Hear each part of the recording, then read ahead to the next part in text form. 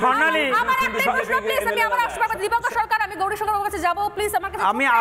স্বর্ণালী তোমার 4 নম্বরের প্রশ্ন বর্ডার অঞ্চলে লোকজনে বর্ডার অঞ্চলগুলোয় যে হিন্দু শূন্য হচ্ছে, সংখ্যালঘু বাড়ছে, অনুপ্রবেশ কি হচ্ছে না নাকি সংখ্যালঘু? স্বর্ণালী আপনার প্রথম প্রশ্ন হলো জনবিন্যাসের কথা জানা। জনবিন্যাসের কথায় পরিসংখ্যান অনুযায়ী 2001 থেকে শুরু করে 2011 পর্যন্ত আমার এই যে গবেষণাপত্র ভারত সরকার থেকে ইউজিসির স্বীকৃত, এখনো আমার বানানো তৈরি নয়। 2001 থেকে 2011 পর্যন্ত মালদায় জনসংখ্যার গ্রোথ ছিল 1.4, হিন্দু মুসলিম হচ্ছে 2.949, মুর্শিদাবাদে 1.19, হিন্দু মুসলিম হচ্ছে 2.60, নদিয়াতে 0.97, হিন্দু মুসলিম হচ্ছে 1.81, নর্থ চব্বিশ পরগনা হিন্দু 0.93, 1.94, সাউথ চব্বিশ পরগনা হিন্দু 1.33, মুসলিম 2.69, হাওড়াতে 1.03। আমি তোমাকে পরিসংখ্যান স্বর্ণালী ভাই, এটা পরিসংখ্যান গবেষণা কথা বলো না একটা। এবার এই জনবিন্যাসের পরিবর্তন, জনবিন্যাসের পরিবর্তন আপনার কথাই বলে রাজনীতি করছেন বলে আপনারা পরিবর্তনের জন্য পশ্চিমবঙ্গ সরকার 2018 থেকে 12 যে পলিসি নিয়েছে শুধুমাত্র ভোট ব্যাংকটাকে কাজে লাগার জন্য। 2 নম্বরে আপনার যে কথায় আসছি, একেবারে ফিরাদ আহমেদের কথায় অন্যরকম রাজ্য ভাবনা, অন্য রাজ্যে ভাবতে পারে, পরিসংখ্যান ট্যাংরা এসে গেছে, সকলকে ধন্যবাদ জানাই। দেখে নিন একবার, গল্প নয়, ভারত সরকারের পরিসংখ্যানের মাধ্যমে এসেছে। দ্বিতীয় কথা যেটা সত্যি সত্যি তো আমাদের দুর্ভাগ্য, ববি এখন বলেছেন আমাদের দুর্ভাগ্য আমরা নিয়ে জন্মাইনি। তারপরে একজন কি বলছেন, হুমায়ুন কবিরের কথা আসতে হবে। হুমায়ুন কবির বিধানসভায় সদস্য, আর 2 জন বিধানসভার অপোজিট সদস্য কাকে সুব্রত মৈত্র এবং গৌরী শঙ্কর ঘোষকে বলছে তোদেরকে মেরে ঠ্যাং ভেঙে দেবো। আমি বলতে চাই এই হুমায়ুন কবির যদি মুখ্যমন্ত্রী মমতা কি বলেছিল 2024 ইলেকশনের পর এনকাউন্টার করে দেব টিএমসি লিডারকে, আর আপনি বলবেন না, আপনি আগে নিজেকে বলুন। সুকান্ত মজুমদার দিলীপ ঘোষ কি বলেছিল? দিলীপ ঘোষ মমতা ব্যানার্জি নিয়ে রাজনীতি করার জন্য এসেছেন, কারণ একজন বিধায়ক, মমতা ব্যানার্জি বিধায়ক, তিনি বিধানসভার নেতা, তার একজন বিধায়ককে ঠ্যাং ভেঙে দিতে চাইছেন। মমতা ব্যানার্জি কেন চুপ করে বসে আছেন? লজ্জা করে না বলতে? আগে আপনারা লজ্জা পান, আগে আপনারা দিলীপ ঘোষকে দল থেকে বের করুন। সবাইকে অডিও ডাউন করো। আমি আসবো গৌরী শঙ্কর ঘোষের কাছে আসবো, আমি আসছি। সোনালীও রয়েছেন এখানে। এক সেকেন্ড সব তথ্য খারিজ হয়ে যাবে। এক সেকেন্ড প্লিজ, এক সেকেন্ড গৌরী শঙ্কর কাছে আসবো please, Dipankar Babu please Gauri Shankar কাছে আসবো। যার ঠ্যাং ভেঙে দেওয়ার কথা বলেছে সেই ঠ্যাং ভাঙার জানি না, উনি নিজে বসে রয়েছেন এখানে। গৌরী শঙ্কর কাছে আসার আগে যে পরিসংখ্যানগুলো নিয়ে আমরা একটা করে কথা বলছিলাম, জাস্ট ছোট্ট করে একটা সেই পরিসংখ্যান দেখিয়ে দেবো। দার্জিলিং, জলপাইগুড়ি, উত্তর দিনাজপুর, দক্ষিণ দিনাজপুর, মালদা, দেখুন এই মুহূর্তে দাঁড়িয়ে পার্সেন্টেজ হার, আমি বলছিলাম যে জন্মহার নাকি অনুপ্রবেশ আমি জানি না, দুটো তত্ত্বই শাসক দলের তরফ থেকে এসেছে। দার্জিলিংয়ে হিন্দুর বৃদ্ধি হয়েছে শতকরা হিসেবে 1.04। আমি চালাতে বলবো পরিসংখ্যানটা একবার। সেখানে সংখ্যালঘু অন্য সম্প্রদায়ের বৃদ্ধি হয়েছে, পার্সেন্টেজ বেড়েছে 2.30। জলপাইগুড়িতে এই পার্সেন্টেজ, সংখ্যাগুরুর পার্সেন্টেজ বেড়েছে 1.14।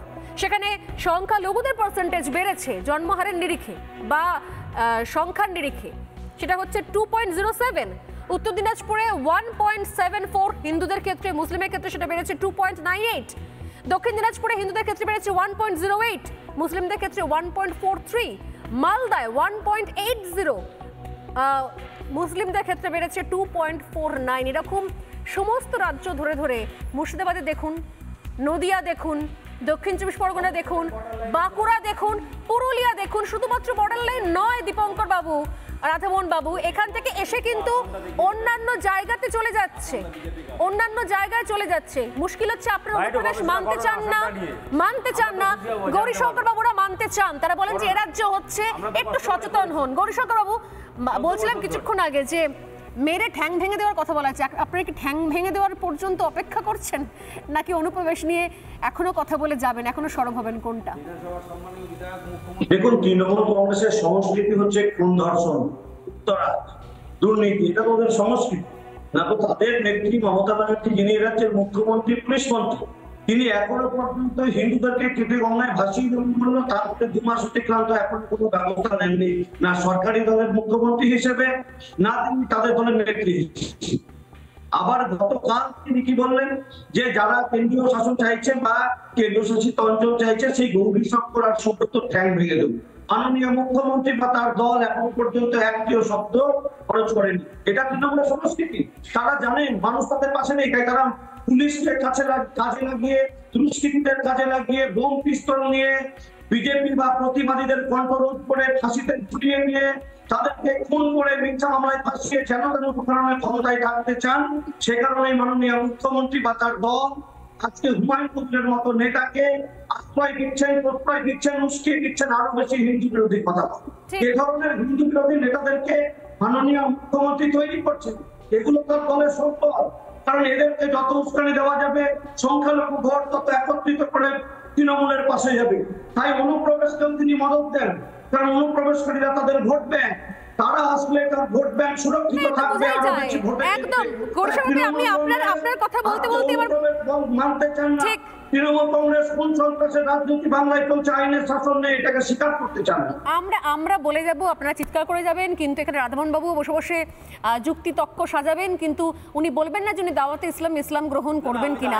কিন্তু মুখ্যমন্ত্রী বলেছেন আরে ফ্রিডম অফ স্পিচ মানে কনস্টিটিউশন অফ ইন্ডিয়াতে বড় বড় করে লেখা আছে আর্টিকেল 90 তে freedom of speech freedom of স্পিচের পাওয়ারটা দেওয়া রয়েছে প্রত্যেক সিটিজেনকে। উনি নিজের রিলিজিয়নকে যদি বলছেন এটা কিন্তু কনস্টিটিউশনে পাওয়ার দেওয়া রয়েছে, তাহলে বিজেপির কেন আসছে 10 সেকেন্ড প্রশ্ন নিয়ে নেব। প্রবলেমটা কি আছে, বিজেপি অত কনফিউজ দাওয়াতে হিন্দু দিচ্ছি, ভোট দিচ্ছে না, মুসলিম তো দেবেও না, তাই জন্য ওনাদের বিয়ে লাস্টে বলতে হয়েছিল যে ওনার বাড়ি। এক মিনিট, একটা প্রশ্ন আছে। এক সেকেন্ড অর্চনা মজুমদারের 1 মিনিট, অর্চনা মজুমদারের একটা প্রশ্ন আছে রাধামোহনকে। 1 মিনিট, অর্চনা মজুমদার এই প্ল্যাটফর্ম থেকে একটা প্রশ্ন করতে চাইছেন রাধামোহন বাবুকে। একটা প্রশ্ন শুনিনি। তুমি ধৈর্য রাখো, শোনো। বলুন। তুমি হিন্দু তো রাধামোহন, তুমি হিন্দু হ্যাঁ কি না? তুমি দাওয়াতে হিন্দু করো। একটা কথা বলো আমাকে, একটা কথা বলো। এই বিজেপির এই যে বিজেপির দোগলা নীতি জনগণ বুঝে গেছে, বিজেপির দোগলা নীতি বুঝে গেছে। তোমার কি বলছে, আমার বাড়ির কাছে ইফতারের টাইমে খাবার দিয়ে যেত, মানে কোন গালে আমি আসছি সোনালির কাছে, প্লিজ মোদিজি থাকে, ওখানে আশেপাশে কোনো মুসলিম থাকতো না।